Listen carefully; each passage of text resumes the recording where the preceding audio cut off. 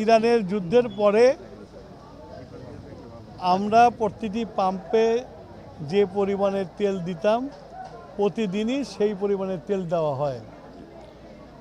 আগে দেখা গেছে সেই তেল একদিন দেড় দিন বিক্রি করতে লাগছে, তার পরের দিন ট্রাকার্সে দিয়ে গেছে। হঠাৎ করে আমাদের তেলের সরবরাহ একই আছে, কিন্তু দেখা যাচ্ছে যে পাম্পে পাম্পে অনেক ভিড়।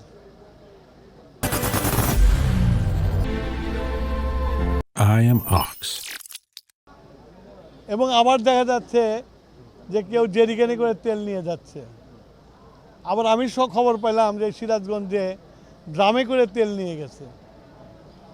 তার অর্থ হলো যে সরকার কষ্ট করে সারা পৃথিবী থেকে তেল জোগাড় করে নিয়ে আসে, তেলের সরবরাহটাকে স্থিতিশীল রাখার চেষ্টা করছে। কিছু অসাধু মানুষ তেলকে চোরাই বাজারে নিয়ে যাওয়ার জন্য পেট্রোল পাম্পে ভিড় করছে। সেইটা বন্ধ করার জন্য আমি রাত্রে এই পেট্রোল পাম্পে এসে দেখলাম, তার মধ্যে একটা পেট্রোল পাম্পে একটা মোটরসাইকেল দেখলাম, তেল আছে, লোক ভেঙে চলে গেছে।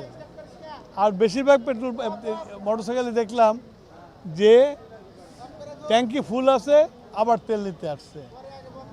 এইটাই হলো মূল কারণ যে যার যা প্রয়োজন তার চেয়ে বেশি তেল নিয়ে যাচ্ছে। আমি এর আগেও জনগণের কাছে অনুরোধ করেছি, আমরা আপনাদের সেবক, আপনাদের সাহায্য করতে চাই, এবং সরকার অনেক কষ্ট করে অনেক ভর্তুকি দিয়ে তেল এনে এই তেলের বাজারটাকে সহনীয় পর্যায়ে রাখতে চাচ্ছে। আপনারা যদি নিজেরা এই তেল সাশ্রয়ী না হন, তাহলে আজকে যে আমরা ভর্তুকি দিচ্ছি, যে আরামটা দিচ্ছি, সেটা দিতে পারবো না। সেটা ব্ল্যাক মার্কেটিয়াররা নিয়ে লাভবান হবে। আমার জনগণের কাছে অ্যাপিল থাকলো, যার যতটুকু প্রয়োজন তার বেশি তেল নিয়েন না।